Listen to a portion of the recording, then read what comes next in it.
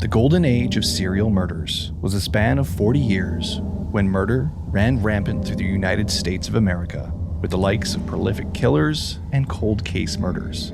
Today, we cover a case known as the Lady of the Dunes, which is a cold case from the golden age in 1974, which gained some new life in 2022 when her identity was finally uncovered.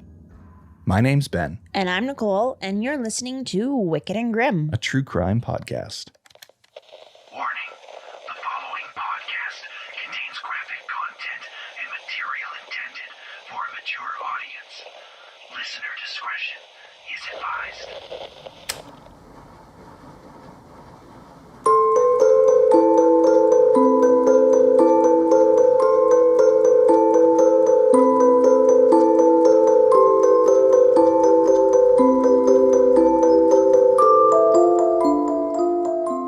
We're recording in the morning this time instead of late at night. How's Yeah. it going? Good morning. Yeah, so there's no beer opening or anything, I guess. No, I don't even have coffee this morning, so it's just tea. We're tea slurping. Yeah, I'm out of coffee. Officially ran out yesterday. Had a little bit of a panic attack, and I mean the tea's actually doing the job. Okay, I was like, what a terrible day. Well, I mean I don't drink the coffee for the caffeine. I drink it for that warm hug feeling in the morning, and the tea it's sufficing. Mm-hmm. I don't think it would day after day, but it is definitely sufficing. It can fill that void. It's doing the trick for the day, hey? Mhm. Well, I'm going out later, so I'll get you some more coffee. Appreciate that. Thank you. That's what marriage is about. You out of coffee? I got your back. Yeah, well, it's also for myself too, right? What? What? Because lots of times they say like coffee wakes you up and makes you in a better mood and stuff, so I'm doing it for myself too. Oh, I thought you meant like the part of marriage was for you specifically. I was like, okay. Oh my God. And generally people get something out of marriage. I would think there'd be something for you in there. I would think so too, yeah. Wow. Holy, I love how you took that so differently. Oh, well, I'm a little bit slow this morning. It's freaking daylight savings time like 2 days ago or one day Yeah. ago. When was it? Saturday? Well, technically Sunday morning. Sunday morning, early Sunday morning. Yeah. Yeah. Isn't it like 2 in the morning? 2 in the or morning, something? yeah. I hate daylight savings time. It's the dumbest thing in the world, in my opinion. I think it's absurd. I mean, it's probably not necessary, really. I don't think it is. They talk every year, I feel like there's a discussion about, not having it anymore. But Well, there are places that don't have it across Canada and the States even. yeah, well, I don't know. It is what it is. I feel like I don't even worry about it Care? because I can't change it, right? Touche. But I just think it's absurd. It's like, oh, you don't have enough light at this portion of the day, so we're going to give you light at that portion of the day. But in order to do so, we're going to take it away from this part of the day because we can't just extend it. Well, yeah, and especially if you have kids and stuff, like it messes it up. It does. It like just The schedules and let people have their natural cycle. Like, Yeah. come on now. I yeah, don't know. That's my view of it. I think that's a pretty common view. I think so too. Anyways, we got to thank some patrons We who sure support do. the show. So this week we had a few awesome people sign up, and I'm probably going to butcher their names, but I am going to try my best. So here we go. Thank you so much to Lori De Laurentiis, Jessica Smith, Paul Montoya, and Daniel Supernault. So thank you very much to all of you for signing up on Patreon, supporting the show, and being here and listening and just being freaking awesome and wicked. Yeah, no kidding. Thank you so freaking much. Freaking much. Freaking much. And speaking of Patreon, this case comes from Patreon today. It does. Yeah, they get a lot of say, actually. They do. In cases that we end up choosing. So we did give us some recommendations on the last Patreon case. And so they put out a bunch of recommendations, and we took I think it was the top 4 that kind of piqued our interest. Mm-hmm. And then we did a poll voting on Patreon. And the top one was the Patreon episode. The exclusive The episode. exclusive yeah. one for the month that we did. But this one was number 2 in that voting poll, and it kind of piqued my interest.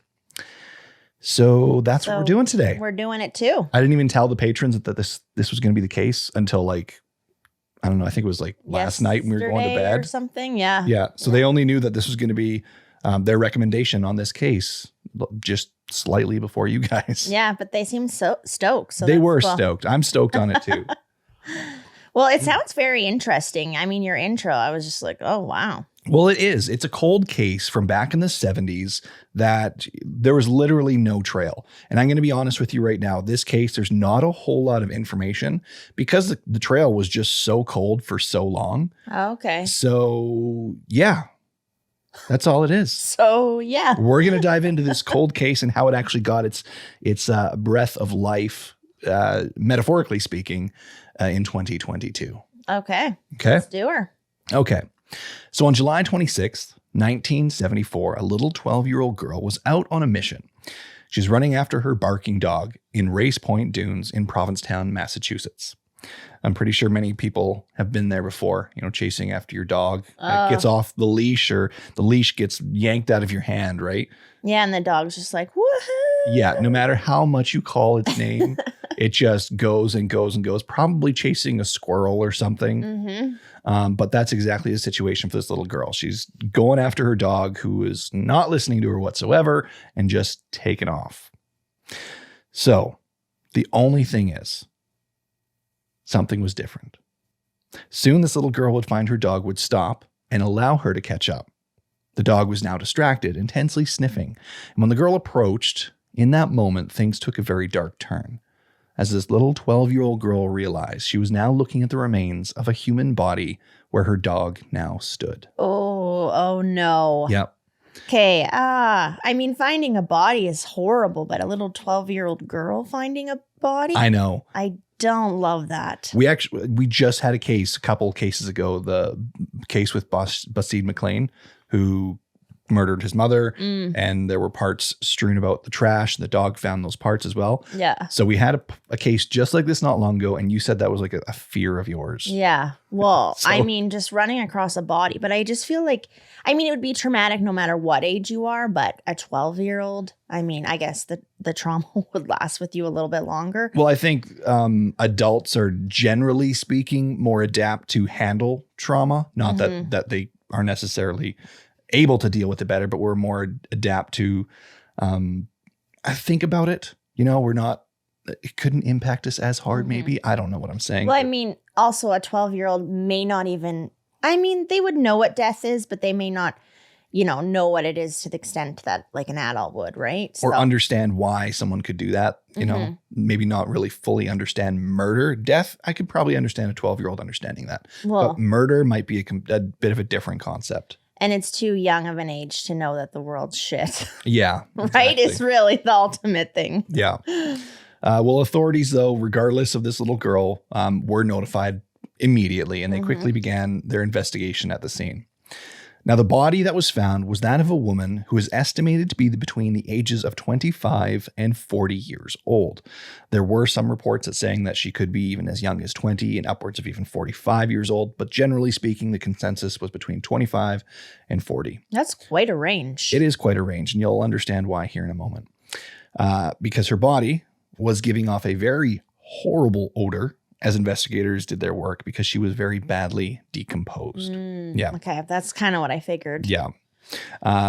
So there was a very apparently significant insect activity on her body, Nice. which this actually helps give a timeline to her death, as they can actually estimate based off the type of insects present at the scene and on the remains.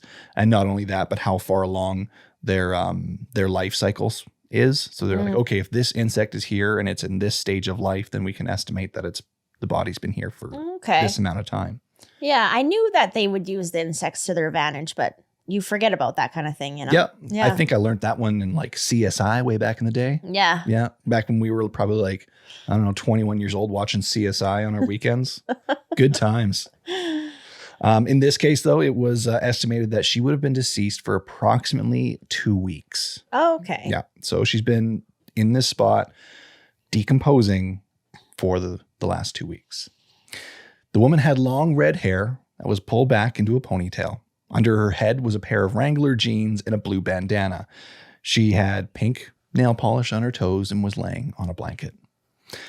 Though she was nearly decapitated from a reported extremely brutal strangling, her cause of death was instead from blunt force trauma to the side of her head. Oh. It was reported that the weapons was something that was suspected to be such as a shovel or a entrenching tool, which is kind of like a really big, like pickaxe almost. It's like a pickaxe with like a shovel end. So it's like you can swing and like dig trenches in the war or whatever sort of thing. Okay. So something along those lines could have been used to deliver that final blow to the side of her head. Now, strangely enough, though, there were absolutely no signs of struggle present, which includes no defensive wounds. But there was evidence that sexual assault took place. Okay. So with those two things in mind, no defensive wounds and sexual assault took place. So does that mean it was post? It was most likely that this Yeah. occurred post-mortem.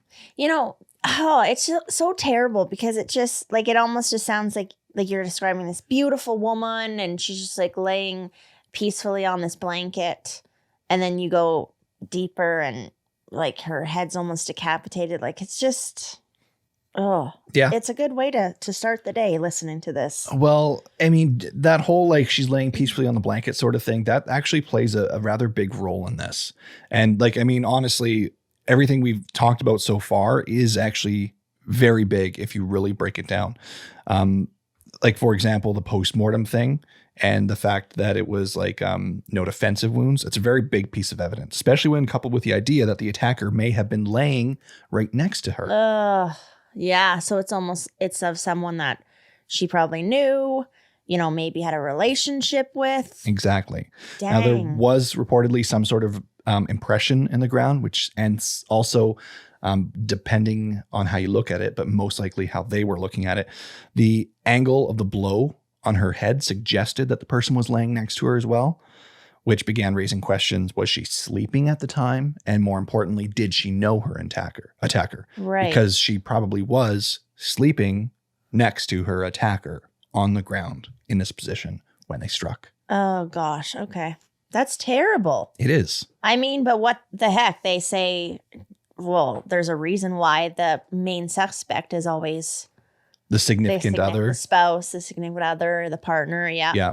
It's usually someone in the most immediate family. Like a child goes missing, it's, you know, the parents, right? Mhm. Or, you know, parents go missing, it's the children. Or a wife, it's the husband. The husband, it's the wife. It's immediate family. Yeah. And it's usually 9 times out of 10, I Ugh. think, pretty spot on of an estimate. It's just the worst. Yeah.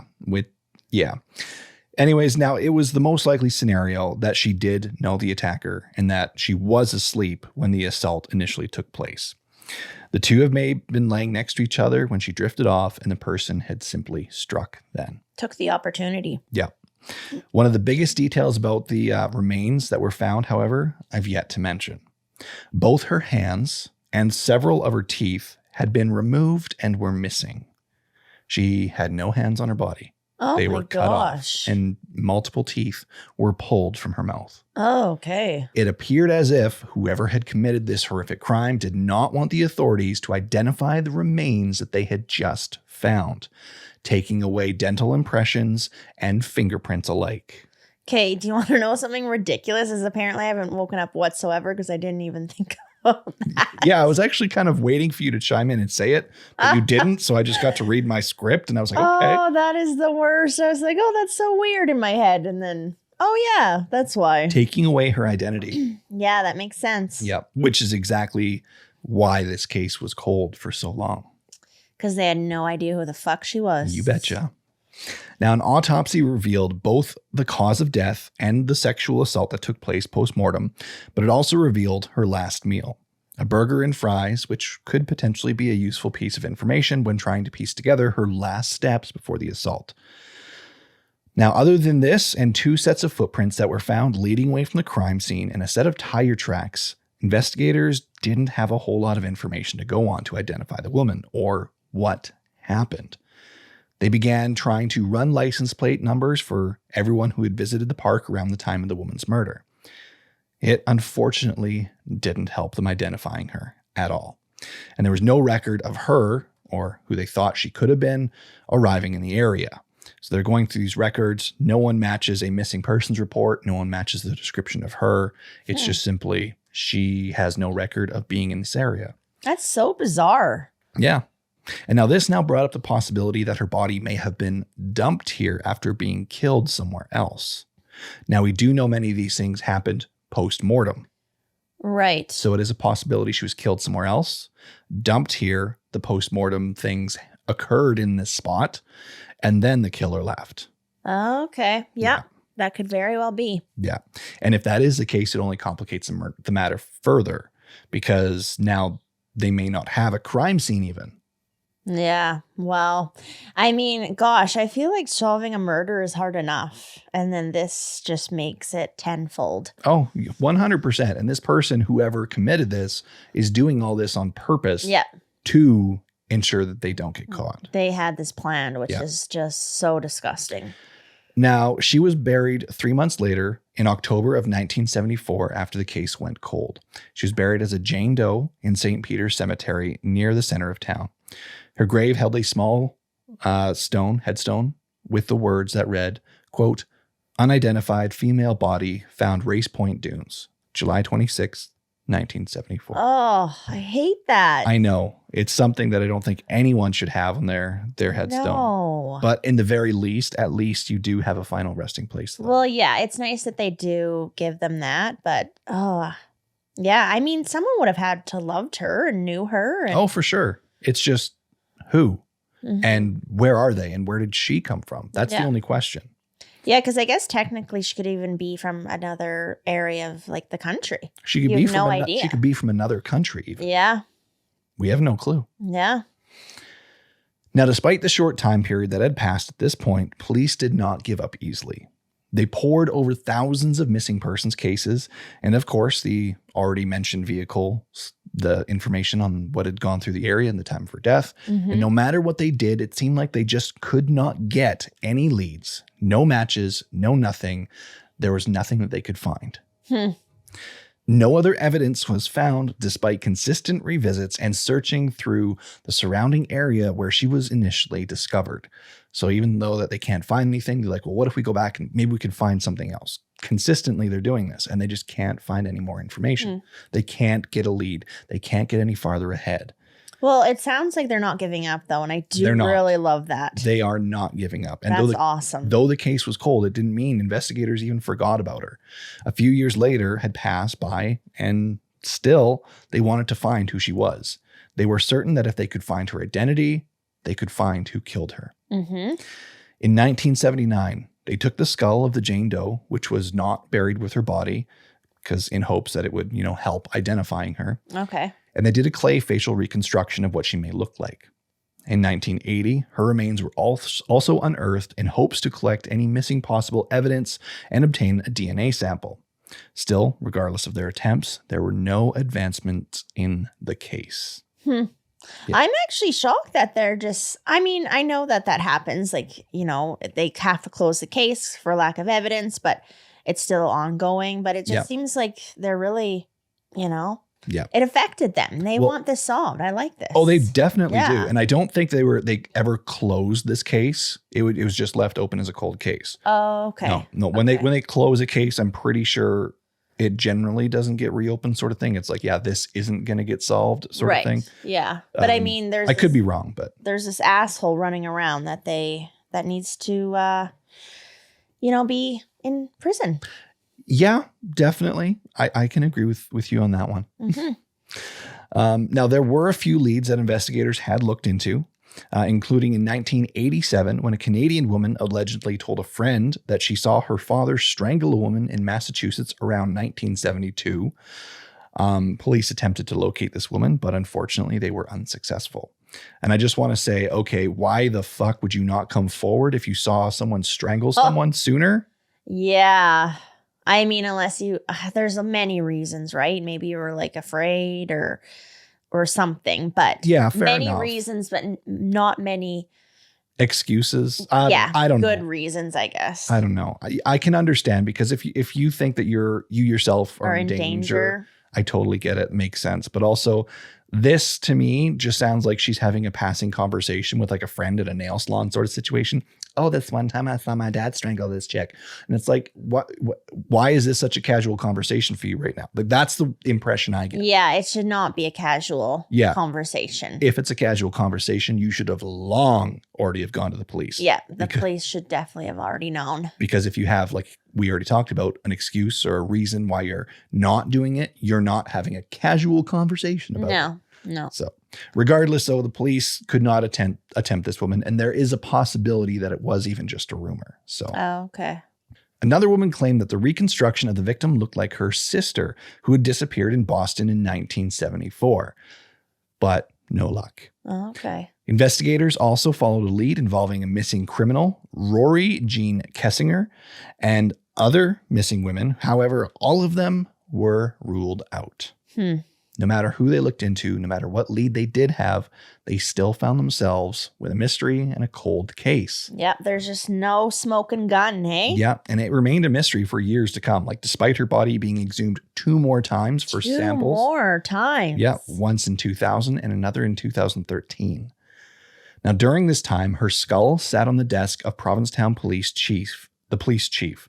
It was sitting there as a reminder of the case that they have yet to solve. Good God. And in 2010, the skull was scanned for a computer-generated facial reconstruction this time. Even still, the case remained cold, just as it was since the day it arrived on their desk the first time. Okay, wow. I can't believe just how much they're not giving up on this. Like, the skull is just there as a daily reminder. Yeah. That this is not solved and, like, we got to find this person. And right? Wow. Like, at first when I read that the skull was just sitting on the police chief's desk, like when I say it's a daily reminder, that's my words. Because at first I was like, well, that's kind of like almost disrespectful sort of thing, right? Like, why would you do that? But also in the same sense, I've got a bit of a morbid curiosity, and I would love to own a human skull because I would love to take care of it. Okay, that's where that conversation came from. Yes, it was. While Ben was researching this, he's like, hey, would you want to own a human skull? It's like, that's so random, and also, I don't think so. Well, I would love to have it for the fact that it could be a beautiful piece. It's like beauty after death sort of thing, right? Mm-hmm. And it's like, I feel like if you respect that piece of that person and you still like let them rest and you take care of them, I think it could be a beautiful thing sort of thing. And then I kind of got thinking about that in this police chief sense. I'm like, okay, well, what if he's not just like, oh, it's a fucking paperweight, right? Mm-hmm. What if he does have a reason for keeping it? And what better reason for a police chief to keep a skull on the desk like that would be for a simple reminder to say, we got to solve this and we got to find out who this person is. Well, not only for us, but for her so she can rest. Totally. And it also, I feel like, is kind of a symbol of why they do the job too. Like, it represents her, but it also just represents, it's that one case that got away, but also, we're here for this reason, and like, we're protecting people and like solving unimaginable things that happen to them. Yeah. We could talk about the skull and being on his desk I could go on for hours about this because it is a fascinating topic to me. But in my best guess, it was there for that reminder. It was there, as you said, to represent, what they're there for. Mm-hmm. And that's where the skull sat. And because of that, they were able to use it and make a computer-generated reconstruction as well. Now, it would take another 5 years until the next lead came in. In August of 2015, there was talk of an unidentified woman that might have been an extra in the famous movie Jaws, the shark movie, right? Which was filmed in 1974 in Martha's Vineyard, not too far from where the woman's body was found, only about 100 miles away. Now, Joe Hill brought this idea to the attention of the police because he noticed a woman in the movie's beach scene who resembled the description of the Lady of the Dunes. Now, she was wearing a blue bandana and jeans very similar to the ones found with the body. Really? Yes. Now, it was a very interesting lead to some. Others, dismissed it right away. But ultimately, it would not lead to identifying the woman, just like any of the other leads before it. In 2022, the skeletal remains of Jane Doe were sent off to Othram for analysis. Using new age advanced DNA technology, they created a DNA profile from the remains, which were then used to find distant relatives. through a process called genetic genealogy, which combines DNA testing with traditional genealogy research. The same way how the Golden State Killer was identified in 2018, they were finally able to find the identity of the Lady of the Dunes. Oh my goodness. Okay. I mean, this is cool because it's like they almost knew that technology would advance, right? And they're, keeping her, they had to exhume her a couple times, which sucks, but this is good. Okay. It's good. They held out hope. They Yeah. did not give up. And like you say, they were just waiting for the moment when they had the break in the case. Yeah. And this is where it comes. So on October 31st, on Halloween of 2022, Okay. the FBI office in Boston released a public statement that revealed that the victim was a woman by the name of Ruth Marie Terry. Ruth. Okay. Yeah. So Ruth Terry was born on September 8th, 1936 in Whitwell, Tennessee, to John and Eva Terry. In 1957, Ruth left Whitwell after a short-lived marriage and found work as a at the Fisher Body Automotive plant in Livnona, Michigan. The following year, she gave birth to her son, Richard. However, facing financial struggles, Ruth made the difficult decision to allow her workplace superintendent to adopt her son. And after the adoption, Ruth had moved to California. On February 16th, 1974, Ruth would marry a man by the name of Guy Rockwell Mudevin, who was an antiques dealer in Reno, Nevada. 4 months before her death, the couple visited Ruth's family in Whitwell. Ruth's grandniece, Brittany, later recalled that Ruth seemed different whenever she was with Guy, who seemed to display apparent possessive behavior. After visiting family, Ruth and Guy mentioned plans to travel across the U.S. in search of antiques, because he is an antique dealer, right? Including stops in Massachusetts. In late summer that same year, Guy returned to Tennessee alone and informed Ruth's family that she had gone missing from her California home. He stayed briefly with them and claimed not to know where she went. Ugh. Ruth's brother, James, decided to travel to California in search of his sister, and here he hired a private investigator to find her. The investigator reported that all of Ruth's belongings had been sold and that she had left the state voluntarily, possibly joining a religious group. So he just spat a whole bunch of bullshit. So shit. Yeah, that private investigator took their money, made a story up, and walked away with the cash. Didn't even do the fucking job. Correct. That's a piss off, Yeah, eh? that's a fucking douche canoe and a half. Holy shit. Yeah. And so she didn't even really get reported as a missing person then. Or she was also being reported, I guess, in a totally different state, wasn't she? Yeah, she's over in Tennessee. Oh, gosh. Okay. So over the following years, Ruth was her home was in California, then her family, and then where she went missing. So it's 3 different states, no really. Kidding. So over the following years, Ruth was presumed dead. But Ruth's sister-in-law, Jan, speculated that Ruth might have been in a witness protection program, unable to contact her family. Now, her reasoning behind that, I'm not too certain. It could have been with what the PI told them, being, joining a religious group or something like that. Yeah. Maybe things going south, who knows, for whatever reason, because those groups tend to have some sort of big blowout fallout. Mm-hmm. And then she might have had to leave the group and then being a protection against maybe the leader. I don't know. I can only speculate what her speculations were. Mm-hmm. So when a person goes missing or is murdered, their family or spouse is always, of course, the first suspect investigators look at. And in this case, it was no different. They immediately honed in on Guy. Who was just fucking living his life. Like, I hate that. Yeah. So Guy had a complex history.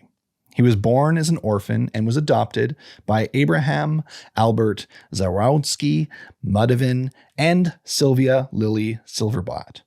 He had a brother named Michael Semyon J. Mudevin. In 1942, Guy lived in New York City and attended the American Academy of Dramatic Arts. He married Jolene May Loop on May 11th of 1946 in Bellevue, Pennsylvania, but they divorced in July 16th of 1956. In 1958, he remarried a woman by the name of Manzanita Eileen Manzi Ray in Kootenai, Idaho. Manzanita had a daughter named Deloise Ann Mearns from a previous marriage. Both Manzanita and her daughter Delos went missing in Seattle on April 1st of 1960, with Guy becoming the main suspect. He tried to run, but was arrested by the FBI for avoiding giving testimony into their deaths. Shortly after, on July 29th, 1960, Guy remarried once again to Everly Marie Emerson in King County, Washington. He later faced larceny charges for cheating his third wife's family out of $10,000 around the time of his second wife's disappearance. He was convicted in 1961, but had his sentence suspended in 1962 on the condition he repaid the money. Holy shit. I'm still on the wife and the daughter that went missing, and you've already moved on. Well, I didn't really move on. Good gosh. I did not really move on because investigators found human body parts in Guy's septic tank in 1974. Holy shit. But they couldn't prove they were from the missing women or even tie him to the remains. So he walked free from that. Are you fucking kidding me? He was also a suspect in the murder of Henry Lawrence Red Baird, a bread truck driver, and the disappearance of Barbara Jo Kelly, a waitress, in June of 1950. Barbara went missing and was found on the beach with a gunshot wound to the head. So this guy is a fucking serial killer. You could say that. Yep. Yeah. Okay. How many freaking people did he end up killing by the time he gets caught? I mean, that's speculative because he was never technically tied to any of those. So even calling him a serial killer is still speculation. Nope, I'm doing it though. Totally get you. I'm on board with you. I just playing devil's advocate I know. For the facts, it is only speculation. He was never charged. He was never found guilty. He was never prosecuted. He was only a suspect in all of those. So, it's just, that being said, I'm with you. He's a douche canoe. He fucking did it. It just pisses me off because it's almost like a luck thing. Like that he's like a lucky son of a bitch that just gets away with all these things. Yeah. Can I have a little bit of that luck for something else? Why? What do you want to get away with? What the fuck? No, I don't want to get away with anything. It'd be cool if something nice happened. I would like some luck in my life that didn't involve like luck from killing someone. Touche. I don't know. I feel like I have to sleep with one eye open. Oh my gosh. He just doesn't deserve that luck, you know? Yeah, okay. Is what I'm getting at. Okay, I gotcha. Like this is just pissing me off now. Yeah. Well, Guy eventually moved to California around 1976, where he went into retirement from his job, wherein he was at the time working as an executive vice president of a silver store. He worked at a radio station and a tobacco shop a little bit thereafter as well. Now, it was clear to authorities that with his history and what they had just uncovered now with the relationship with Ruth, that he was the man responsible for the murder. The only problem was they were about 20 years too late. Guy had passed away in his home on March 14th, 2002 at the age of 78 years old. And he was deemed responsible for her murder. Okay. He is the murderer. Though he's passed, so he's not convicted technically. But he did it. But he is dubbed Ruth's murderer. At first when you said that they were too late, I was just like, what do you mean? Like that they weren't going to be able to convict him or something? Like I was just pissed. Well, they're not able to convict him. He's dead. Like you said. But like I thought like he was going to just continue being like a free man. Oh, I see. Well, he did though.